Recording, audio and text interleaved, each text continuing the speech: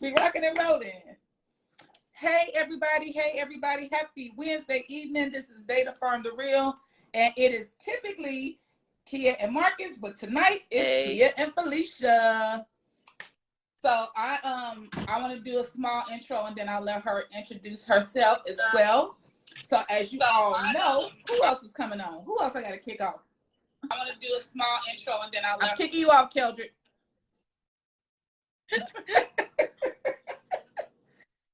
Sorry, y'all. So when I sent out the invite, I was sending out the invite for people to come on to join and watch, but it's inviting people on as my guests. My bad. I was hitting buttons too fast. So again, I'm Kia McClain with Data Firm The Real. Marcus is over here. He's going to be moderating for me tonight. That's not his typical job, but you know, I moderated last week. He's going to moderate this week. So tonight's topic is women cheating. Last week we talked about men cheating. It was a very good conversation. The men were very, very open and honest. They shared a lot. So we plan to do the same thing this week. So I want to say, as I always say, this is not advice. We are not therapists. We are not trying to tell people how to live their lives. This platform was created to just share our experiences, allow other people in the group to share their experiences with hopes that we would heal, love, and have positive relationships. That's the goal. Whether you're single, whether you're in a relationship, you're married, whatever it is, our goal is just to share and give different perspectives so that everybody's in healthy, happy, positive relationships with self or somebody else. So get ready. And I'm going to tell you guys something.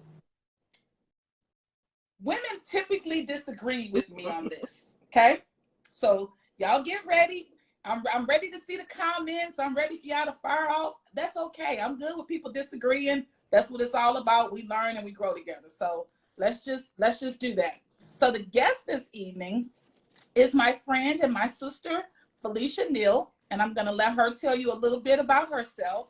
And then we're going to get right into this conversation. Hi, thank you so much. I am honored to be your guest. I am Felicia Neal. I am married to Yul Neal Chevalier, as most people know him in the cigar world. And we've been married almost 6 years. We have a Brady bunch of 5 kids, 4 boys and 1 girl. It is this is my second marriage. I was married before at a young age and married for about 10 years. So I have a little bit of experience with our topic tonight, but I'm honored to be your guest, and thank you so much for having me. Thanks for agreeing, especially at short notice. I appreciate that. So, and I had a hard time with, asking some people to come on because some people didn't feel comfortable having that conversation. So I was just going to have the conversation by myself. So I really appreciate you coming on with me to have this discussion. So let's talk about cheating, okay? I've cheated before. I've been married twice. In fact, with my first husband, I met my second husband before I got divorced. And so I started the relationship with him before I got divorced. Now, I want to kind of take it back a little bit to kind of tell you the history and my thought process as it related to cheating. I grew up not really seeing any healthy relationships.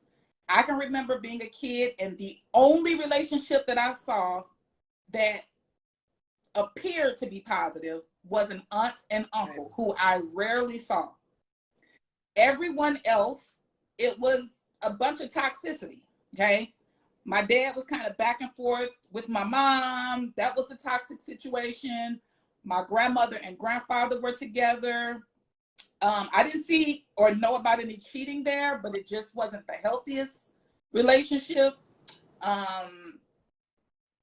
everybody else in my family, my uncles, everybody I knew cheated.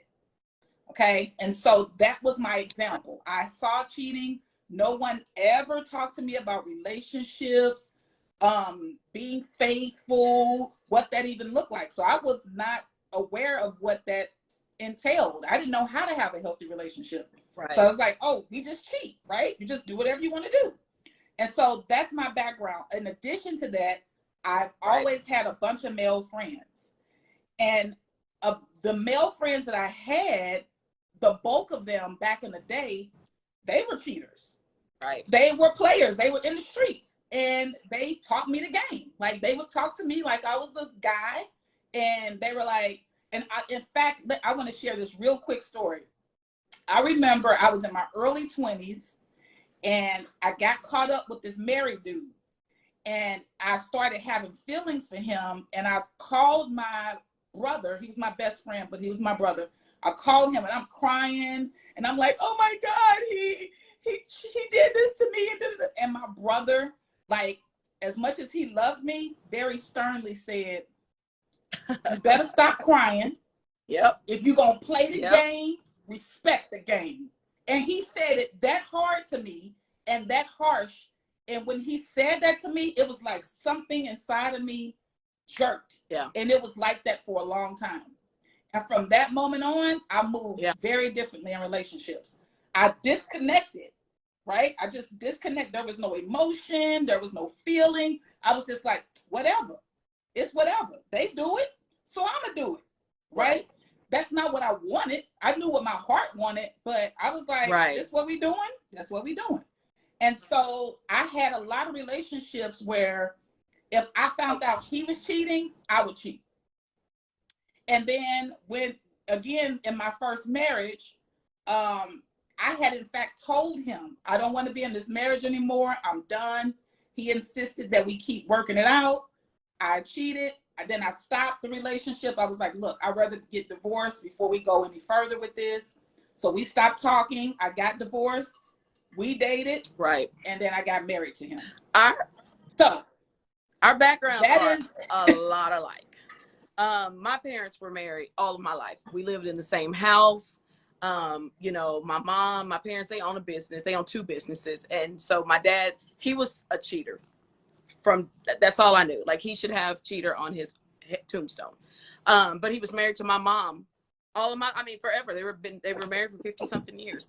But he's very successful, and he always had a few side women. I mean, my mama used to fight him. She used to drop his clothes off at their house, and then they come back, you know, he come back home.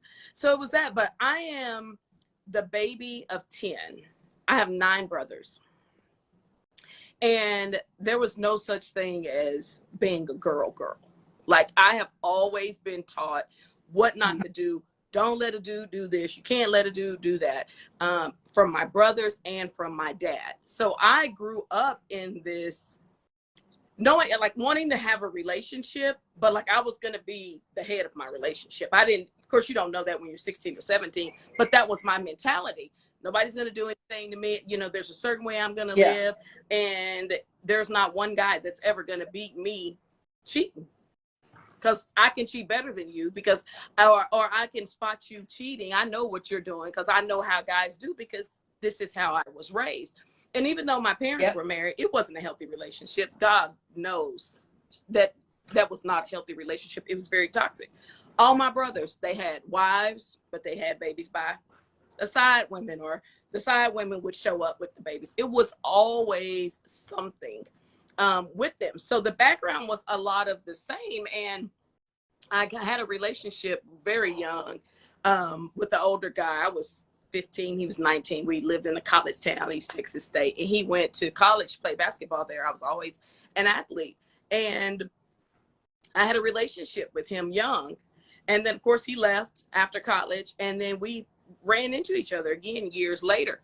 And got into he was married then, but we got into a very long-term relationship. But I was faithful to the married guy, but never in my other relationships. Yeah. See, that story. And I don't know if it, like, that's just when you go back and look at it, it's like, it's the dysfunction, because I feel like I grew up in like, I was attracted to the dysfunction. That felt normal to me. Yep. Because it was dysfunction. But you know, when I was with my kid's father before we got married, we dated for a long time. And every time he cheated, I was gonna beat him cheating. I was gonna do the same. And finally, when we got married, we settled down, and You know, we ended up growing apart 10, 15 years later. But in the first 7 or 8 years that we were together before I got married, I cheated the whole time because I knew he was cheating. And I used to have this motto all the time that I would say, when you sit down, I'll sit down. When you stop, I'll stop.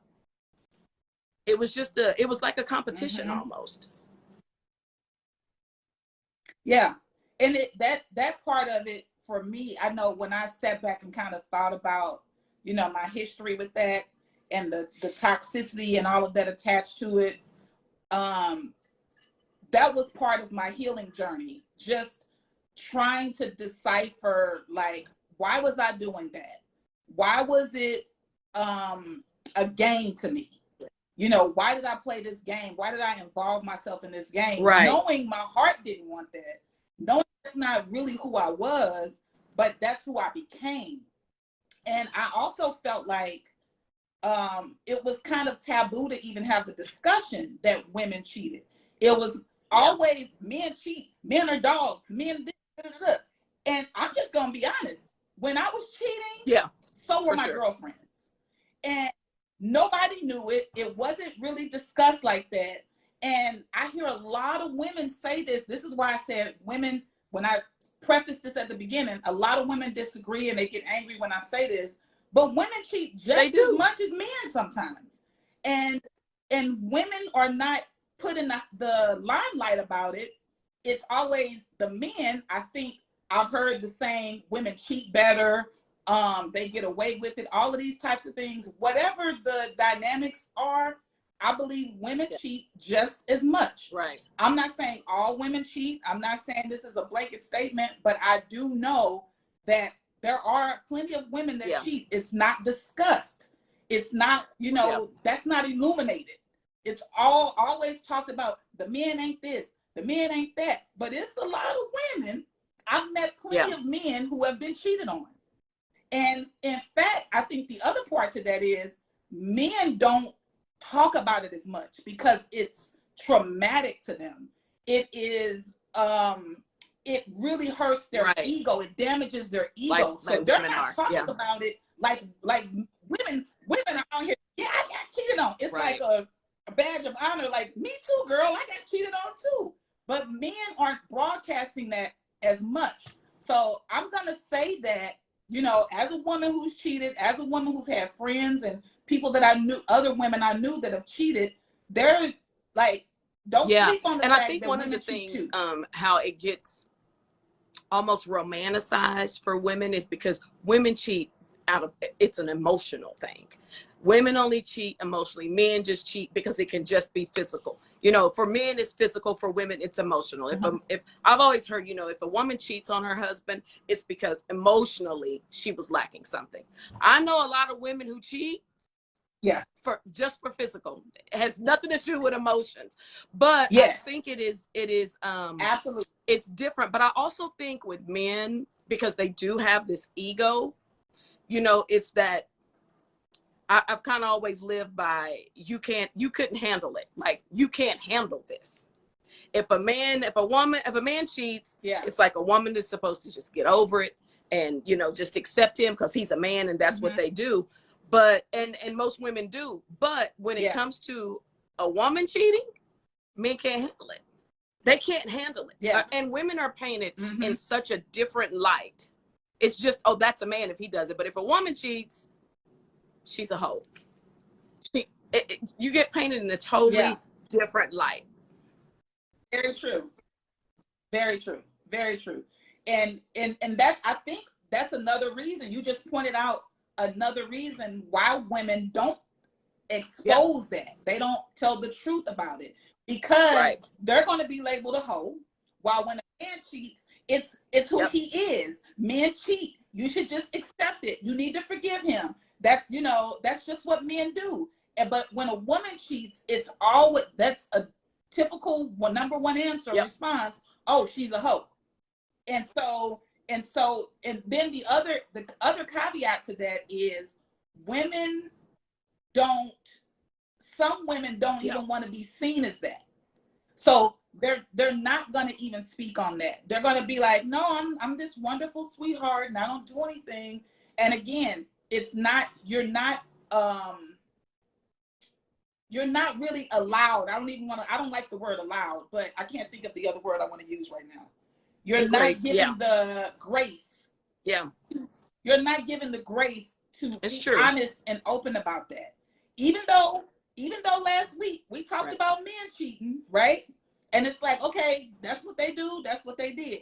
But when you say a woman, it's like, oh, you gotta be a hoe. You're a floozy. You just giving it up to everybody. Like it goes to the extreme with the woman cheating.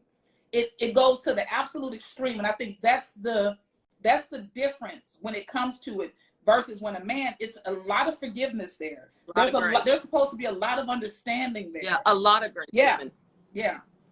And what about what do you think about when a woman turns, because most of us are over 40, right? And I was having a conversation with a friend of mine, and she says, when you turn over 40, your sexual peak is like you're like way up here, right? And so you desire more, you want more, and your husband or your mate or whoever you're with cannot meet that. So she was saying, so I had the conversation with him. He says that he felt like, we had enough sex. We were, we did this enough. And he felt like there wasn't a need for any more passion. So she says, I'm just going to cheat.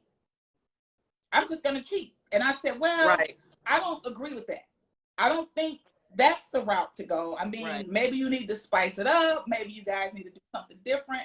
But to go straight to I'm going to cheat because you're over 40 and your sex drive is up there, that's no different than a man saying, well, I'm in my 20s. I got this high sex drive. I'm supposed to just go and screw everybody. So, like, what do you think about women who say that? One, for starters, I don't really know a whole lot of men that's going to turn down sex.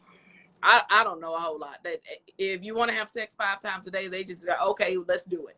But I do realize that, there is a difference. And so I'm a nurse by trade, and I did OB-GYN for 16 years. And so I would see between about 40 and 45, you see a lot of that. But once you kind of hit 45 and start getting a little older as women, just the opposite happens.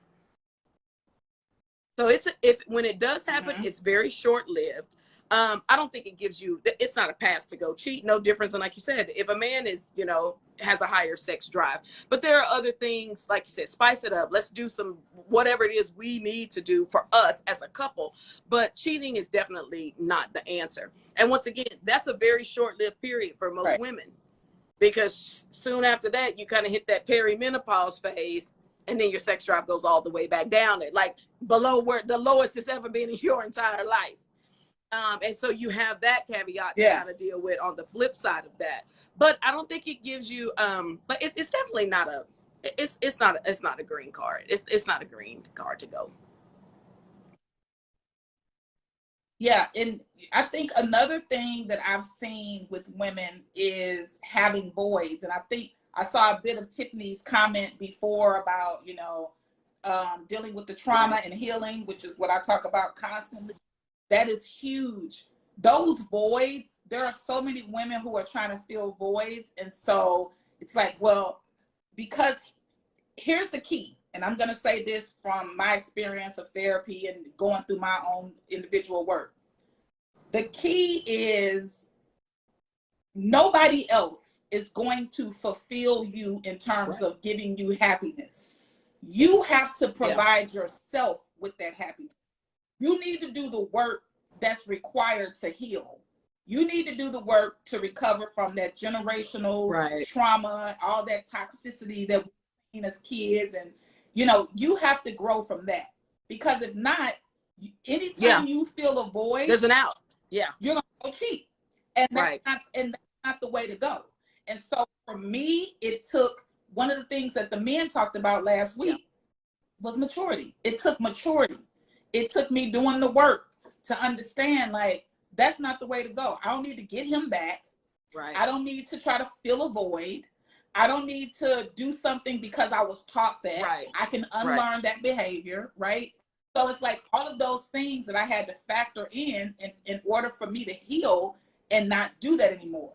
Additionally, oh my gosh, soul ties, right? Like you sleeping with these people and you are literally attaching your soul, and their soul is attaching to you every single time you do that. Something that you didn't even know anything about. No, never, right? never. But I definitely believe in it. I definitely believe in it. Yes. So it's big. Like once you go through that, you realize and discover like this is a real thing, and I'm not going to subject myself to this ever again. It's definitely maturity, because there came a point in time when I wanted a real relationship and I really wanted things to be right.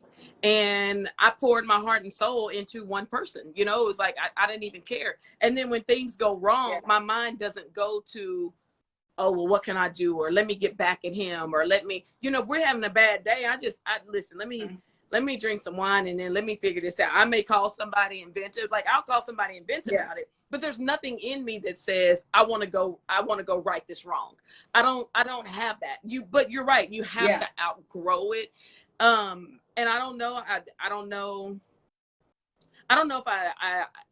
if I just put in, I didn't put in any work, because I don't remember like going through anything or some transformation to say, oh, I need to heal from this. I don't need to do this. It was just like, I like this person. Like I love my husband. I don't want to do this. But I did have this guilty side from like, oh, I hope nobody does this to me. Like I don't want nobody to sleep with I don't want to run into a old me. That's the flip side of that too. It's like, you know, once you've been there and then you find somebody that you're interested in, or that you love, or you're married to, and you're in a healthy relationship, it's like always in the back of my mind, I don't want him to run into an old me. That's a great point to bring up. So let's kind of delve into that. I want to delve into that a little bit more. I'm glad you brought that up. I'm really glad you brought that up. Let's talk about that. Okay, so it's something to think about, right? When you've done that, what is the karmic, you know, what's the karmic energy that's going to come back or could come back to you? Because we're not thinking about that in that moment, you know, but how are you going to feel if something like that happens to you, where somebody cheats and you're the person on the other side that's like, oh man, my husband cheated on me. You know, it's a difficult thing. I mean, even as I sit here and think about it, I'm like, oh wow, like I can't even imagine Marcus cheating on me. Like, I'm going to jail. Put money on my books, because I am going to jail. Period. I'm going to jail. Just it hurts it makes your stomach hurt to even think about it. But I think that has like that part of healing from then I had to forgive myself for what I had done to somebody else's wife. I went through a God, I can't believe that. Like, I can't believe, you know, I would do that. I did it, but I can't believe I put somebody else through that, because I can't even imagine the hurt that I would feel if I found out my husband was cheating on me. But you was faithful to somebody's husband for like 6 years. So I'm know, like, but I wouldn't, I think that was part of the healing. Like I had to ask for forgiveness. I had to forgive myself. And so I had to move from that to know, hey, this was just, when you know better, you do better. And I learned better. And, you know, it's not something that I worry about. I don't really worry about the karma. I mean, because I feel like I'm very realistic. Anything can happen. And if it's going to happen, it's going to happen. I can't stop it anyway. But I don't even know if it happened, if I would still feel like, oh, that's karma for what you did 20 years ago. I don't know if I would feel that way or not. Yeah. Yeah. I think you said an important thing, and that was you forgave yourself, you know, and I think this is something I talk about a lot. Extend grace to yourself, because every last one of us are out here making mistakes. Even us sharing this, like us sharing that we cheated. Do you know how many people are judging. Do you know how many people were like, oh my God, they cheated. They cheated with a husband, somebody's husband. They did. But at the end of the day, what other people think cannot overwhelm us to the point that we can't extend grace to ourselves, forgive ourselves, and move forward. We still deserve happiness. We still deserve love. We still deserve the people that we're with, because we all make mistakes. We're just openly speaking about it, right?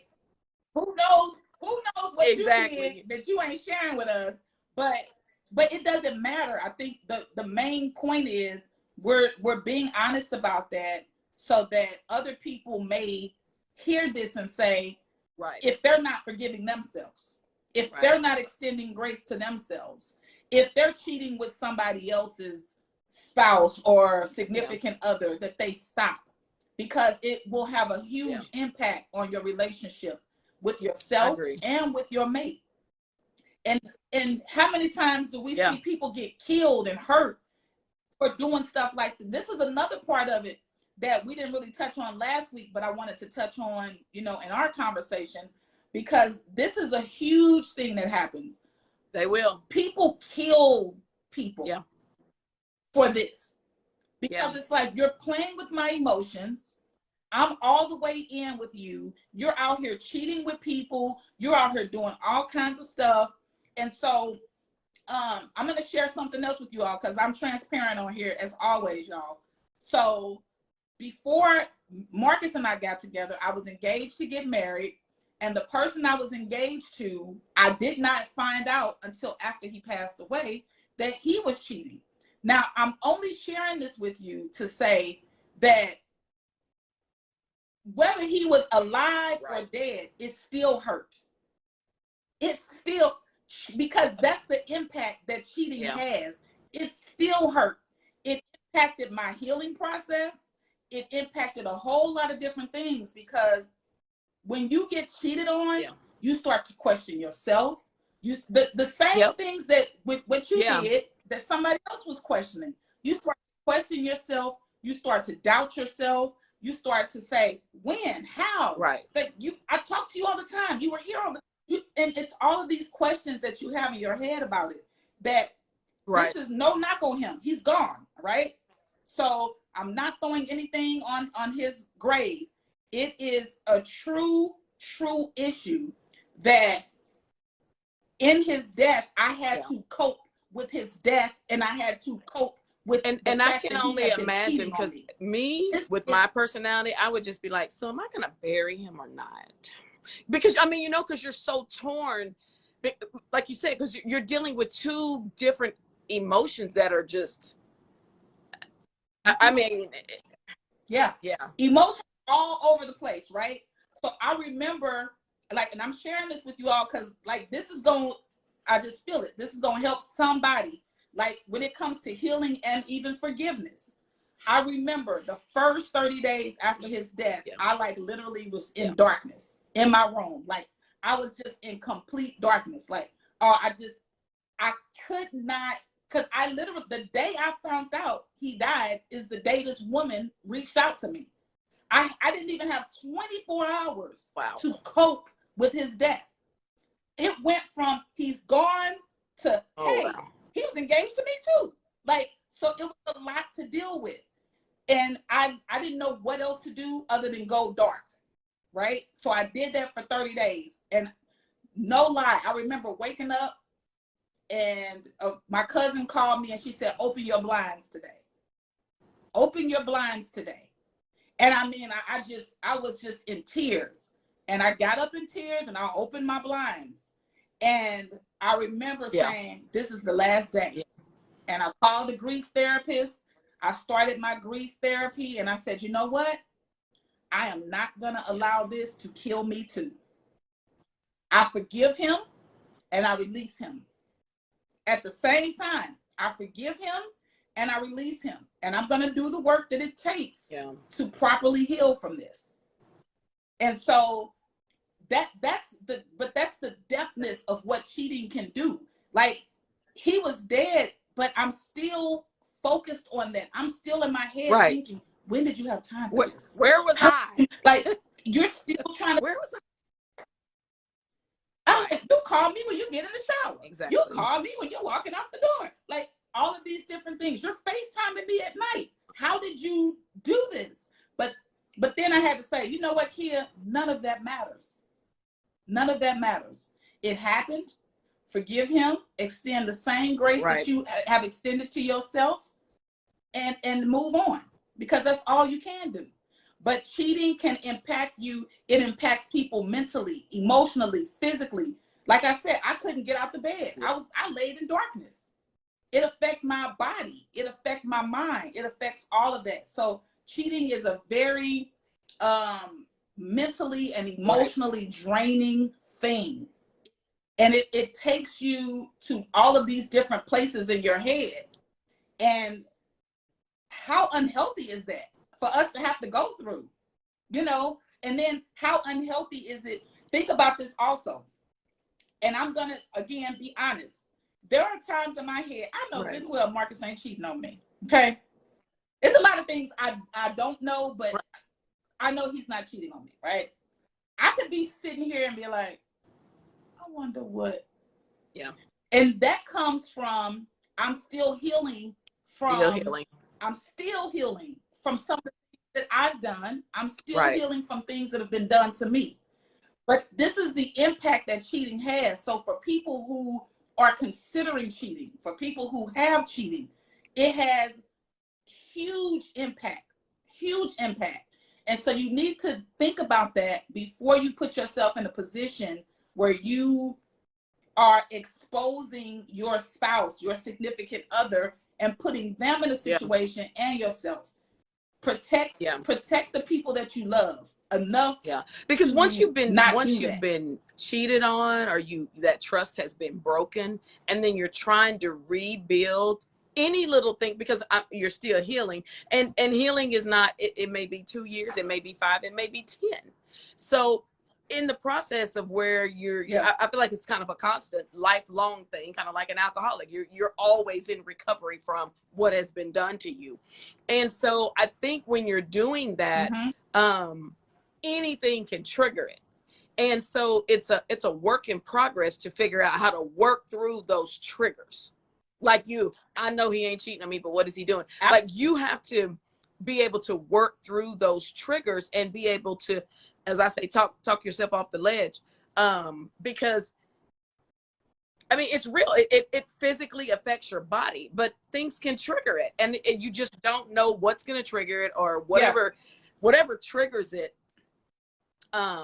You have to be able to work through the triggers. And so I saw Tiffany had put in the comments about it's a mental health thing. People need to be, you need to go through therapy. I think having some good skills or some good coping mechanisms on how to deal with those things when those triggers come up, how to deal with those triggers and continue to heal and move forward and not be stuck in that same space.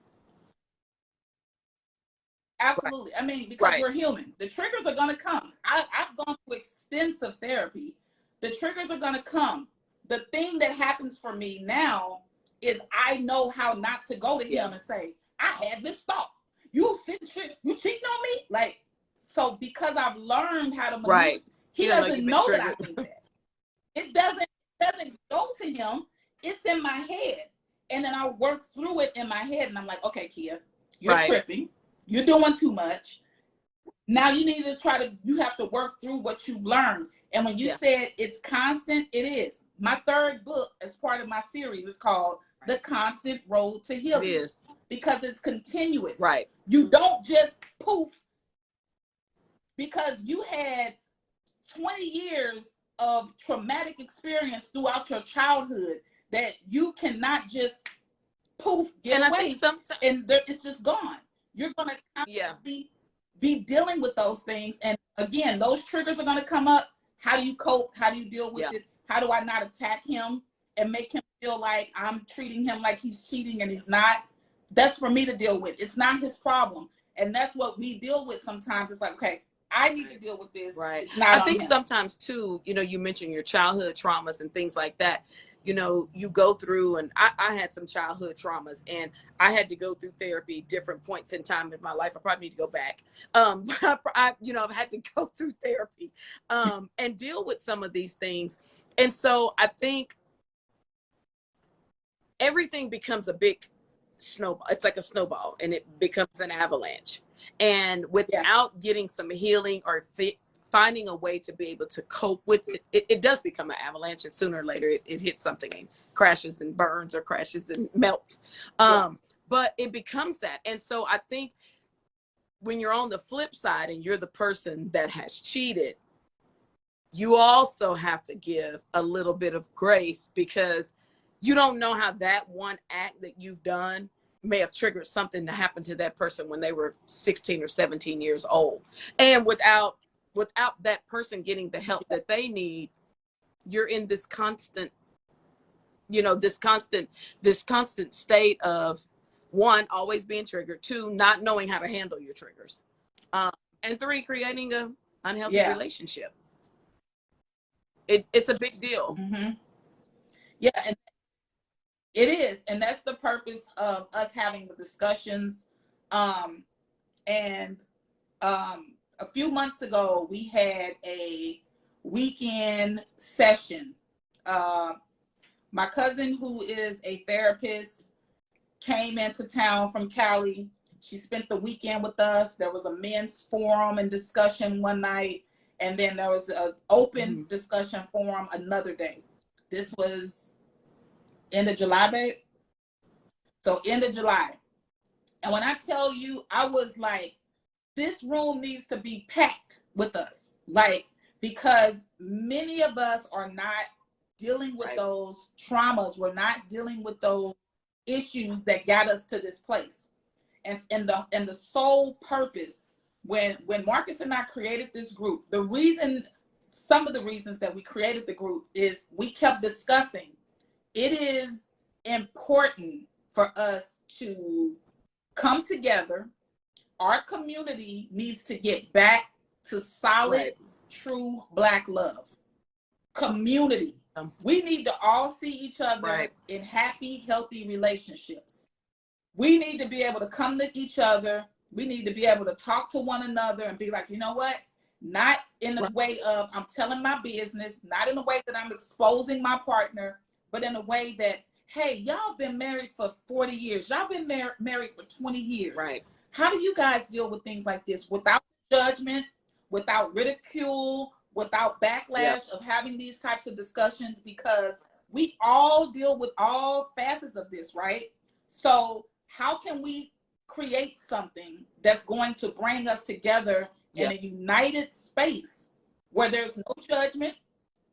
That's why I share so transparently in the group, because I want people to feel comfortable. If I'm sharing, then like I'm telling you my business. So you can do whatever with the business. You can try to use that against me. I'm okay with it. I've decided a long time ago to give myself grace for some of my bad decisions. So it's like, I'm okay with it. You may not be okay with it, but I'm okay with it. And so, but again, how can we use these experiences to help empower one another? How can we use these experiences to help another friend or family member to heal from whatever, so that we're not having divorces, we're not breaking up, we're not quitting, because that's what we've done for a long, long time, and it's a repeated cycle. So how can we actually empower one another to continue to have healthy, positive, loving relationships? And while you're single, how can you do that for yourself? It's a culture change, because Black people as a culture, we don't talk our business. Your mama teaches you when you're young, you don't tell nobody what goes on in my house. We lived in a big house on 13 acres, and we called it the compound. What goes on the compound stays on the compound. Black people don't go to therapy. They don't believe in it. I know my dad used to, I'm not going to sit on no white man couch to tell him all my business. They don't do that. Then we hit Black people don't commit suicide. That's white people. It's so many people, Black people committing suicide. Right. We need to embrace therapy. We need to know, I'm glad you created this space, because we need to know that there is a safe space for just to go, and that we're not the only ones with these problems. We're not the only ones with these issues. And that there's somebody that can say, I went through that same thing when I was, when I had been married 5 or 6 years, and then we got over it. This is how we got over it. This is what we had to do. But I think the biggest thing is changing the culture all around, because we are just a group of people as a whole that we don't talk our business. That's the way we were raised. Yep. And yeah, and I'm glad that you even brought that up, because I say this all the time. I get attacked a lot about sharing. You know, people tell me often, oh, you share too much, you share too much. And I said, you know, I was basically duct taped as a kid. Yeah. So yeah, I shared. I was duct taped, and I went through a lot of shit that I had to hold.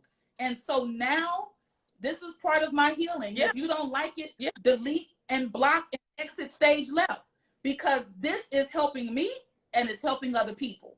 The people that I'm supposed to reach and connect with, it helps them. If you're not that person, please remove yourself from my page.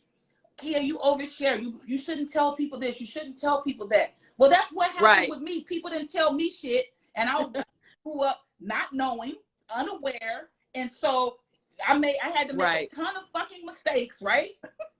Until I took the initiative and I did the work. And that's what we have to do. Take the initiative, do the work, be accountable. Like whatever it is that you're doing, be accountable. Like we said, we had to give ourselves grace, because we recognize, okay, we did cheat. We did hurt people that we were with. We did do things that exposed ourselves.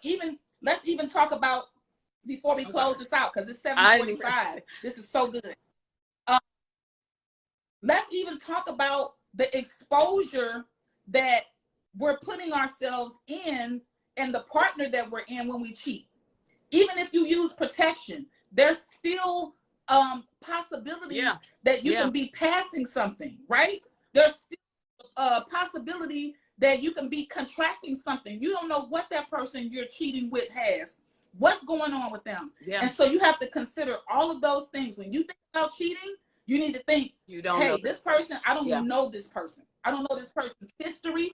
I'm sleeping with them and everybody. No, that's a big thing. And not to mention, you know, if you're a woman and you're still able to have children, and because that's a whole nother life. But because I feel like you get a kid, and now we got this kid that don't have their daddy, and they're in this broken home, and it's just a whole, like I said, a whole nother life that comes from that. But once again, that unprotected sex, I think I automatically go back to those soul ties. You are tying your soul to somebody else. But no, I totally agree. And I think you touched on it a little bit earlier about just how dangerous it can be, because you don't know what reaction you're going to get when you're cheating from the person that's being cheated on. You know, I watch videos, I watch TikTok, and I see all these crazy videos, you know, people going to couples eating dinner, and somebody's wife shows up at the dinner, and that can go bad really, really quickly. It's just, it's dangerous. Yeah. It's immature. I think that's it in a nutshell. It's just immature. There has to be a time when you grow up and you have a real relationship. But I think that the hard part is that a lot of us, especially in the Black community, we haven't seen those positive images of good relationships, or even when we've seen them, we still make our own, because you can't always blame it on that. But sometimes you've seen them and you're still not taking heed to it for whatever reason. But I think, you know, one of the things that we try to do, because my husband, he's been married before, and of course I was married before, so it's second marriage for both of us. So we try to set a different example for our Brady Bunch. You know, we have 4 boys, and Yule is very, very, very hands-on. We had one that was kind of showing up every other week with a flavor of the week, and Yule kind of pulled him aside, pulled his coat up, what you doing, what's going on? But nobody did that for us. Nobody did that for us. But for me, I always say nobody did that for me, because my daddy was so busy cheating, and my mama was so busy worried about him cheating and dropping his cup. Then nobody know what I was doing. because they had their own drama going on. But nobody taught. It was like you said, it was never talked about. The only thing I was ever taught was what not let a dude do to you. He can't do this, he can't do that. You know, this is the kind of woman you need to be. But nobody ever said, find you one dude, make sure he treats you right, sit down, settle down. Like, nobody ever had that conversation. I was just given game on how to play the game.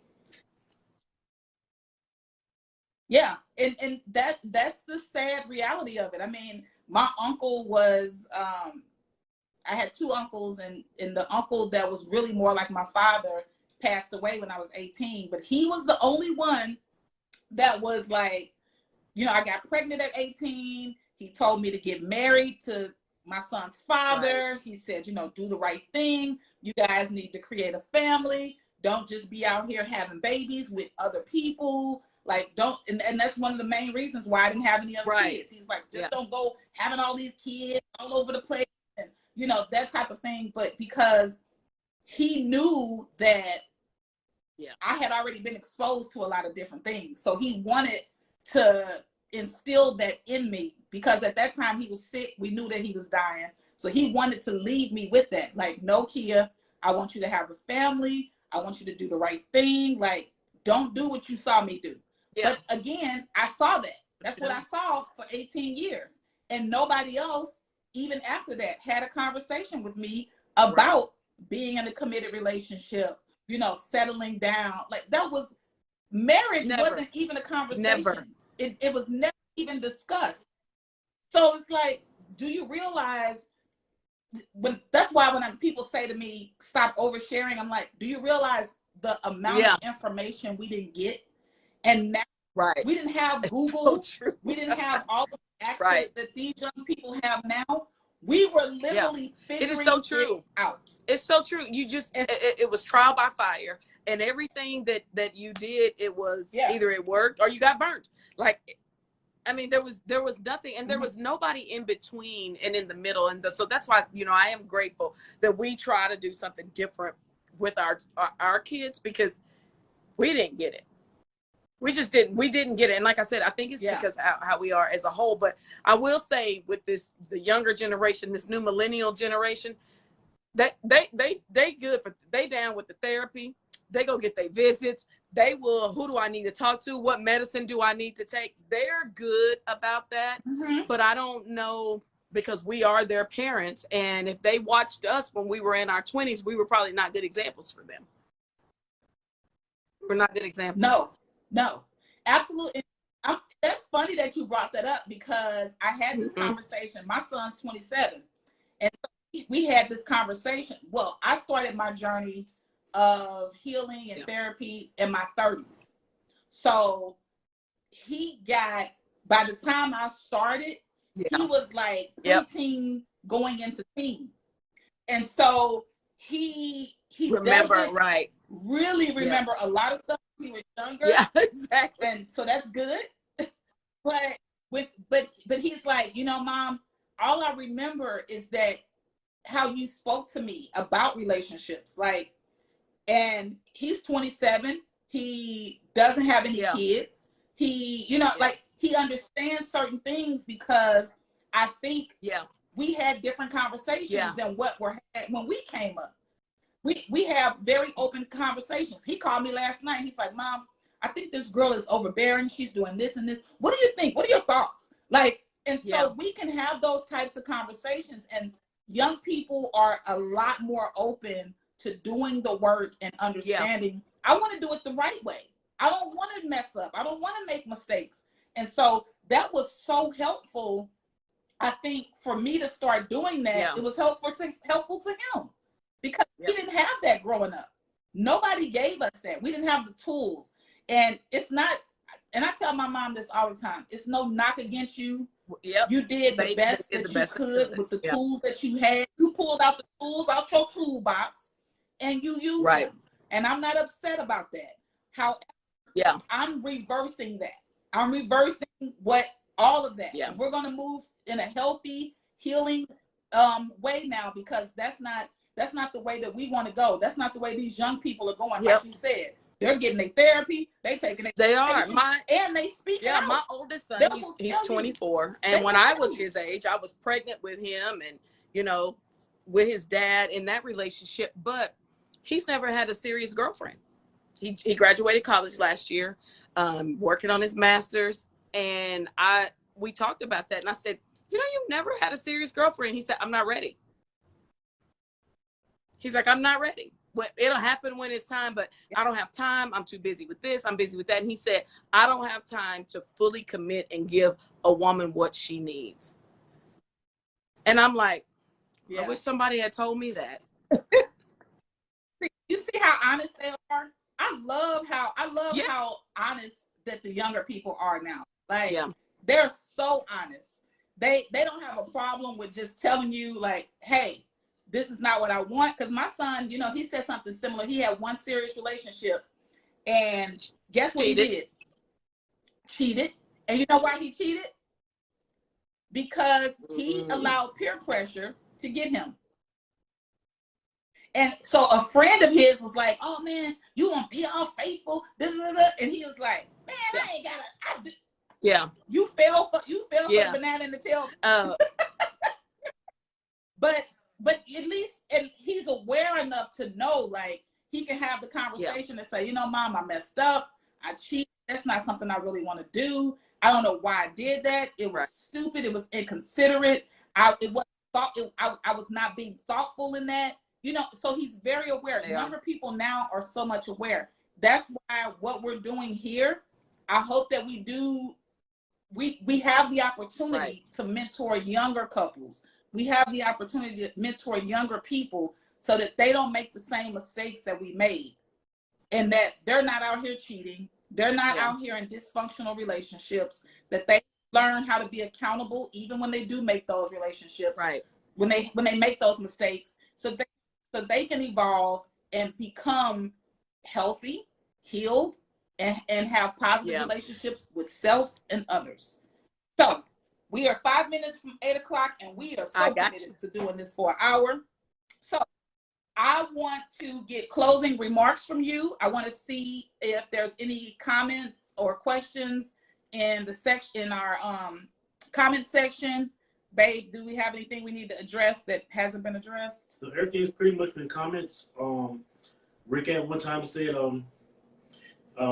me and her different. Or Tiffany made some good points about trauma. The biggest lesson here is people have to be accountable for their own trauma and work through lesson issues and get healthy in order to break the toxic cycle. There's a couple more. Agreed. Yul said, you have to forgive yourself. Mm-hmm. All right. Tiffany also said, past experiences and trauma is the root cause of dysfunctional thinking. Therapy is needed to learn how to reverse those negative thoughts. Yep. Missy said therapy is great for healing and recovery. Do we have any questions though? No questions. Okay. I don't want to read through all the comments out loud, but I do want to address any questions that we have right now. Does anybody have any questions? Do they have any comments for me and Fee before we close out this evening? And then I'm going to have Fee have her closing words. I'll have mine. And then we're going to see y'all next Wednesday. I'm still looking for some more guests. I'm not going to talk about the next topics just yet. I just want to see if I can get some volunteers. Babe, you want to come over? Yeah. I don't want you to see what you did show. You don't want you to see you he got his knees out.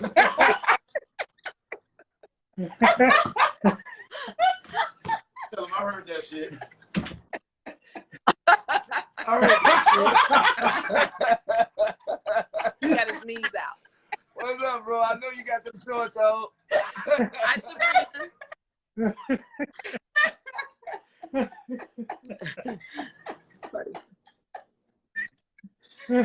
Okay, Sabrina got a comment there, babe. Can you read that? Hold on. Sometimes cheating is solely related to individual need to be liked, loved by as many as possible due to something they are missing from their young days. Totally agree.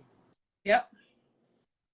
It's definitely coincides with what we've been talking about, like in terms of, you know, our younger years, some of the things that we didn't get, some of the things that may have lacked, whether it's in a past relationship or even in a current relationship. Well, I think in closing, one of the things, a key takeaway, give yourself grace, forgive yourself, heal. You're not that same person that you used to be 20 years ago. And live in a no judgment zone. You know, I'm not proud of things that I've done in the past, but I do realize that as I've gotten older, you know, I've hurt people and I've been hurt. I don't want to hurt people anymore, and I don't want to be hurt. So I piggyback on something I saw Dave's comment earlier about transparency. He said transparency is healing for him. I am as transparent as I can be because I want the same thing in return. And so that transparency is definitely healing. And that's, I feel, the foundation of a healthy relationship is transparency. Transparency with your feelings, with your emotions, with your thoughts, with everything, your past. But it's a constant. And remember that healing from your childhood traumas or being cheated on, or healing when you're in your healing process for forgiving yourself, it's a lifelong process. It doesn't just end when, I got this new relationship, so now it's over. It's a lifelong process. And so give yourself some grace. And if you need help to be able to work through your issues and work through, move forward with your healing, seek some counseling, seek some professional help so you can get some tools and some good resources to be able to deal, because we haven't been, as a culture, we haven't been taught those things. Yeah. Thank you, Fee. That was so good. Thank you for agreeing to be my guest. I so appreciate you. Good. This was so good. I'm so glad I asked so her glad. yesterday, babe. Remember I was saying, like, I'm just going to have to do it by myself. And it definitely added value to the conversation. I have to say that. I have to give you kudos.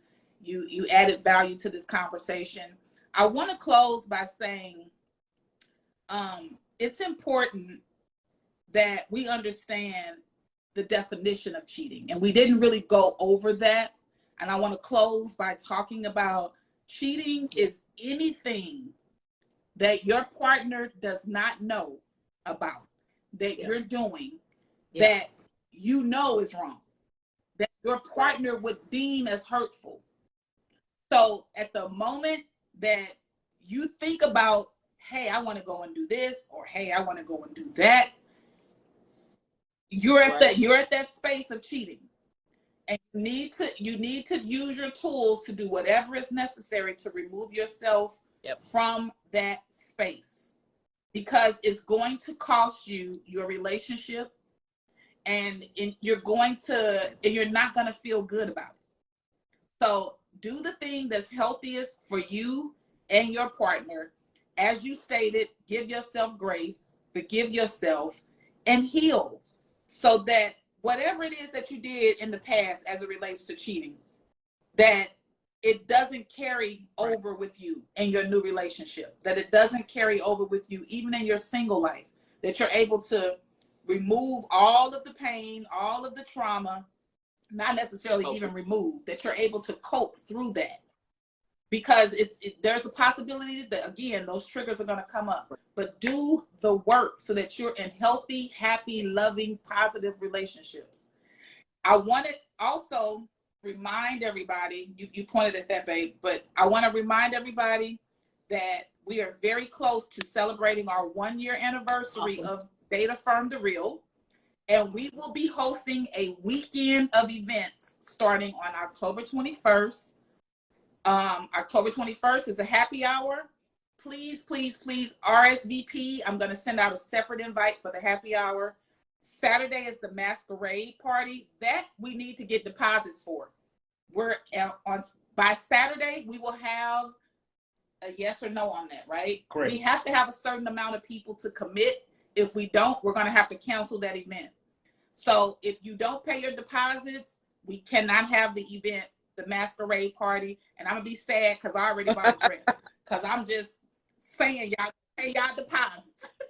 So Saturday is the masquerade party. Sunday park? Sunday is we doing a trail walk at the park, and then afterwards we have a huge surprise. I don't even want to tell them about the surprise today. Oh yeah. We have a huge surprise. We're gonna have a picnic. We'll have snacks. You can bring your cooler out there. It's gonna be a ball. Okay. So please RSVP to those events. The biggest thing is pay your deposits. We have a bunch of different posts about that. I'll post it again in the morning so you can get your deposits paid, because we have to have a certain amount of people so we can have that event. I didn't see any more questions. Thanks for tuning in, everybody. And you have any closing words, back? No, y'all did a great job. Almost good as the men. Almost as good. Almost as good as the men. Oh, We yeah. killed y'all. Because it just came from a different angle. But the men, it was all just. Okay. Yeah. You can't handle what the men do. Okay. I text you about it, Fee. We won. Good night. Whatever. All right, everybody. Good night. Peace.